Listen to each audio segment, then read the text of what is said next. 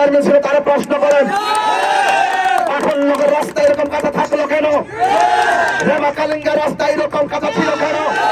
আর রাস্তার কারণে আমার মা তোমরা প্রেগনেন্সি ব্যথায় রাস্তার মধ্যে মারা গেল কেন? জবাব দিতে বলে জবাব চাই মনে পড়ে এই সমস্ত মানুষের আবেগকে পুঁজি করে চলে যায়, তাদের দরজায় যে ঘন্টার পর ঘন্টা দাঁড়িয়ে থাকতে হয়। আমি কথা দিয়ে যাচ্ছি, আমি যদি আপনাদের প্রতিনিধি হতে পারি দরজা খোলা থাকবে, কোন নেতা পাতি নেতা নিয়ে আমার কাছে যাওয়া। আমি এই মাধবপুরে কি উন্নয়ন করেছি যে এখান থেকে নির্বাচন করব? আমি থেকে প্রশ্ন করতে চাই, আপনি যেভাবে কথা বলেন মনে হয় যেন আমি মাধবপুরে 5 বছর স্বরাষ্ট্রমন্ত্রী ছিলাম। খাবার পাঠায় দেব সেটা আশা করেন? সনাতন ধর্মের লোক বলছে না, আমরা খেতে খেয়ে আমরা জীবনযাত্রা অতিক্রম করি, আমরা শুধু শান্তি চাই, আমরা শুধু নিরাপদ চাই। তার মানে বোঝা গেল এদেশের মানুষ শান্তি চায়, এদেশের মানুষ নিরাপদ চায়। এই জন্য নিরাপদ জীবন ব্যবস্থা, টেকসই রাজনীতি, অর্থনৈতিক উন্নতি, কূটনৈতিক ভাবে দেশের অবস্থানকে আন্তরিকতার ভিত্তিতে জোরদার করা, শান্তি সম্প্রীতির লক্ষ্যে মোমবাতি প্রতীকে আমরা নির্বাচন করতে আসছি। আমার যুবক ভাইরা অনেকে আমাকে প্রশ্ন করে যে অনেক বড় বড় লোক, অনেক বয়স্ক লোক আমার পাশে নাই। আমি বলি যে বয়স্ক লোক আছে, কিন্তু অনেক মুরব্বী আমরা হারিয়ে ফেলেছি। এই জন্য রাস্তাঘাটে মুরব্বী আর এখন আগের মতো দেখা যায় না। কথা কি সঠিক বললাম? এখন বলে যে শুধু পোলাপান আমার সাথে। আমি বলেছি কি জানেন, যুবক যদি জেগে যায় বাংলাদেশ। সুতরাং তরুণদেরকে মামলার হুমকি দিবেন না, তরুণদেরকে হামলার হুমকি দিবেন না। তরুণরা জাগতে জানে, তরুণরা অনেক কিছু পরিবর্তন করতে জানে। আজকে আমরা দেখেছি রাজনৈতিক ভাবে যে অস্ত্রতা শুরু হয়েছে, মানুষ অনিরাপত্তার সাথে ভুগতেছে, মানুষ অনেক অনিরাপদ, হামলা মামলায় মানুষের জনজীবন অতিষ্ঠ হয়ে পড়েছে। এই দেশের একমাত্র শান্তিপ্রিয় দল আহলে সুন্নাত ওয়াল জামাত। এই আহলে সুন্নাত ওয়াল জামাত মনে করেছে যেইভাবে রক্তর খেলা রাজনীতি চলছে, যেইভাবে চাঁদাবাজি লুটতরাজ দুর্নীতি চলছে, যেইভাবে মানুষকে হামলা মামলা দিয়ে বাড়িঘর হারা করছে, ঠিক ওই মুহূর্তে আমাদের আহলে সুন্নাত ওয়াল জামাতকে দেশের হাল ধরতে হবে। এরই ধারাবাহিকতায় আমরা মোমবাতি প্রতীককে মাঠে নেমেছি। বয়স মাত্র শুধুমাত্র 1.5 মাস। এই 1.5-2 মাসের ভিতরেই যে মোমবাতি প্রতীকটি, এই মোমবাতি প্রতীকটি আজ জনপ্রিয় প্রতীকে পরিণত হয়েছে। আমাকে আগে ছোট ছেলেরা দেখলে আমাকে বলতো তাহির হুজুর যায়, তাহির হুজুর যায়। এখন ছোট ছোট পোলাপান আমার দেখলে মোমবাতি যায়, মোমবাতি যায়। তার মানে বোঝা গেল মোমবাতিকে আর দাবিয়ে রাখা যাবে না ইনশাআল্লাহ। যুবক জাগলে যেহেতু বাংলাদেশ জাগে, আর তরুণদের স্পৃহা, মুরব্বীদের দোয়া, অন্যান্য ধর্মের যারা আসেন তাদের আশীর্বাদ, সবকিছুকে একত্রিত করে আজ আমি দায়িত্বহীন কণ্ঠে বলতে চাই, মাধবপুরের মাটি সুন্নিয়তের ঘাঁটি। আমাদের সুন্নিদের দ্বারা কোনোদিন কোন সনাতন ধর্মীর মানুষ ক্ষতিগ্রস্ত হয় নাই। আমাদের সুন্নিদের মাধ্যমে কোনোদিন দেশের সম্পদ বিদেশে পাচার হয় নাই। আমাদের সুন্নিদের মাধ্যমে কোনোদিন খুন, গুম, রাহাজানি, সন্ত্রাসী, চাঁদাবাজি হয় নাই। এই জন্য সুন্নিরা এখন কাঙ্ক্ষিত সময়ের দাবি হিসাবে আজ আমরা বলতে চাই, ধর্ম, বর্ণ, দল, মত নির্বিশেষে এই দেশকে সাজাতে হবে।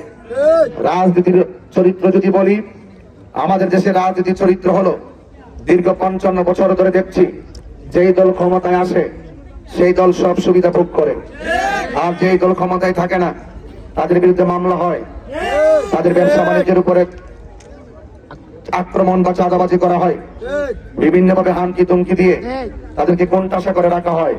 কিন্তু তাহলে সুন্নাত ওয়াল জামাতের রাজনীতির চরিত্র হলো, যারা আমাকে ভোট দিবে তারাও আমার, যারা আমাকে ভোট দিবে না তারাও আমার।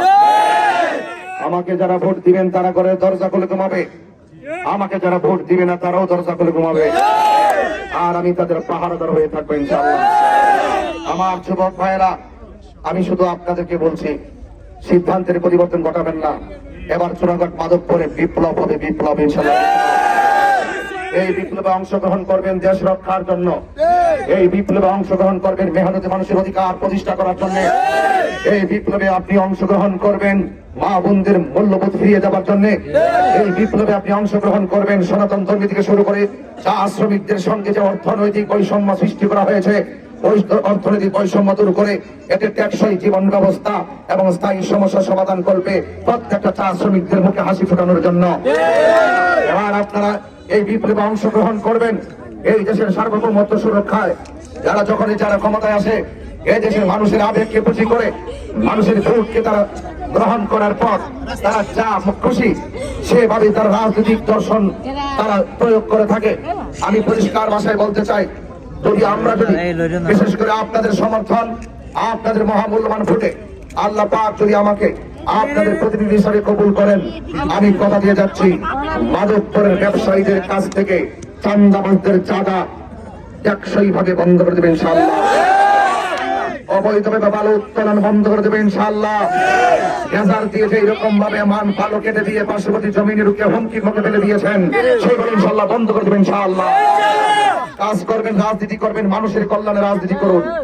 আজকে আমি শুনেছি, আমি গণসংযোগে গিয়েছিলাম, আমার এজেন্টকে বলা হয়েছে যাই সমস্ত এজেন্ট গুলো থাকবে তাদের নাকি লিস্ট করা হচ্ছে এবং আমার মোমবাতির প্রতীকে এজেন্ট নাকি দেওয়া হবে না। আমি এই খবর রাত্রে শোনার পরে যে গ্রাম থেকে বলা হয়েছিল সকাল 9টার পর আমি সেই গ্রামে উপস্থিত হয়েছি। আমি বলেছি আমার এই কেন্দ্রে এজেন্ট থাকবে, শান্তিপূর্ণ অবাধ সুষ্ঠু নিরপেক্ষ নির্বাচন অনুষ্ঠিত হবে। এই জনগণের যে আকাঙ্ক্ষা, এই নির্বাচন আসন্ন ত্রয়োদশ জাতীয় সংসদ নির্বাচনকে কেন্দ্র করে জনগণের মধ্যে যে আকাঙ্ক্ষা সৃষ্টি হয়েছে, সেই আকাঙ্ক্ষার রোডম্যাপকে যারা ব্যাহত করার চেষ্টা করবে, এই শান্তিপ্রিয় জনতা তার জবাব দেবে ইনশাআল্লাহ। এই জবাব নিশ্চয়ই বুলেটের মাধ্যমে হবে না, এই জবাব হবে ব্যালটের মাধ্যমে। সবাই নীরবে নীরবে মনের ভিতরে যে অঙ্কন করেছেন, আমাদের হুজুর আল্লামা জুবায়ের রজভী হুজুর বলেছেন যে আপনাদেরকে অনেকে বিভিন্ন ভাবে প্রতারিত করার চেষ্টা করবে, কিন্তু ভোটটা শেষ পর্যন্ত মোমবাতিতে মারবেন। এভাবে আপনারা আসুন। কখনো কখনো নীরবতাই হয় শ্রেষ্ঠ হাতিয়ার। অনেকে আমাদেরকে মামলার হুমকি দেয়, অনেকে হামলার হুমকি দেয়, অনেকে আমাকে বলে তাহিরের বাড়ি ব্রাহ্মণবাড়িয়া সেই দেশের মধ্যে কি উন্নয়ন করছে, তাদের কথার উত্তর দিতে চায়। সনাতন ধর্মী ভাইদেরকে নিয়ে উত্তর দিতে চায়, এই মেহনতি মানুষদেরকে নিয়ে জবাব দিতে চাই। একটা কথা বলতে চাই, ওরা যেভাবে আমাকে প্রশ্ন করে আমি এই মাধবপুরে কি উন্নয়ন করেছি যে এখান থেকে নির্বাচন করব, আমি থেকে প্রশ্ন করতে চাই। আপনি যেভাবে কথা বলেন মনে হয় যেন আমি মাধবপুরে 5 বছর স্বরাষ্ট্রমন্ত্রী ছিলাম।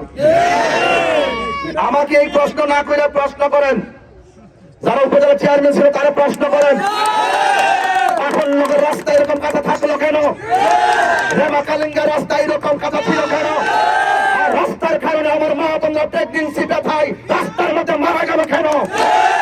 জবাব দিতে বলে জবাব চান, জবাব চান। আজকে রাজনৈতিক জবাবদিহিতা না থাকার কারণে অনেক টাকা আর সম্পত্তির মুখে পড়ে এই সমস্ত মানুষের আবেগকে পুঁজি করে চলে যায়, তাদের দরজায় যে ঘন্টার পর ঘন্টা দাঁড়িয়ে থাকতে হয়।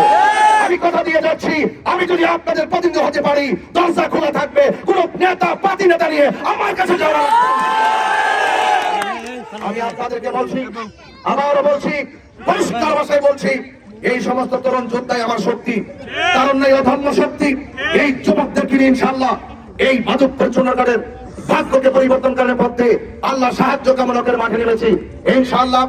সনাতন ধর্মী যারা আছেন, আমি আপনাদেরকে আশ্বস্ত করে যাই, এখানে দাঁড়িয়ে বলে গিয়েছিলাম হিন্দু মন্দিরে যাবে, বৌদ্ধ পেগোড়ায় যাবে, খ্রিস্টান গির্জায় যাবে, মুসলমান মসজিদে যাবে, যার যার ধর্ম স্বাধীনভাবে পালন করবে।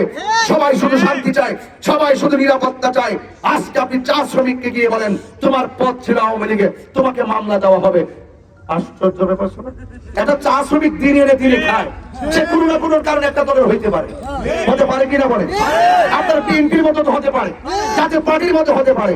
আপনি যখন চা শ্রমিকদের মধ্যে যখন মামলার হুমকি দিয়েছেন, তার মধ্যে বোঝা যায় আপনার রাজনৈতিক প্রতিহিংসা থেকে আপনি এখানে বেরিয়ে আসতে পারেন না।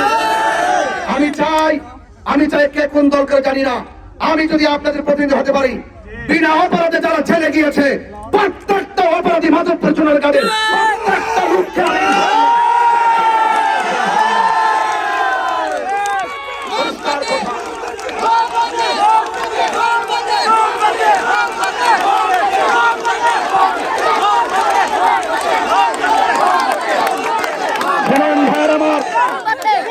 যদি সে অপরাধ করে তার বিচার হবে। যদি দুর্নীতি করে তার বিচার হবে, যদি সে চাঁদাবাজি করে বিচার হবে। কিন্তু আপনি নিরপরাধ মানুষকে রাজনীতি সূত্র ধরে জেলের পর জেলে ঢুকাই দিলেন। কোথায় তার সন্তান লেখাপড়া করে, কোথায় তার পরিবার কেমনে দিন কাটা? এটার নাম কি রাজনীতি? এটার নাম কি রাজনীতি? আমরা রাজনীতি আমূল পরিবর্তন ঘটাতে চাই, রাজনীতিতে বিপ্লব ঘটাতে চাই। যদি আল্লাহ পাক আমাকে দয়া করে এই মাধবপুর চুনারঘাট সম্প্রীতির মাধ্যমে এমন মডেল বানাবো সারা বাংলাদেশের আসন এই মাধবপুর চুনারঘাটকে ফলো করবেন। আপনাদেরকে উদাত্ত আহ্বান জানাবো, যেহেতু আমার একাধিক প্রোগ্রাম আছে, আমি আর লম্বা করলাম না। জয় হোক মানবতার, জয় হোক চা শ্রমিকদের, জয় হোক ব্যবসায়ী বন্ধুদের, জয় হোক।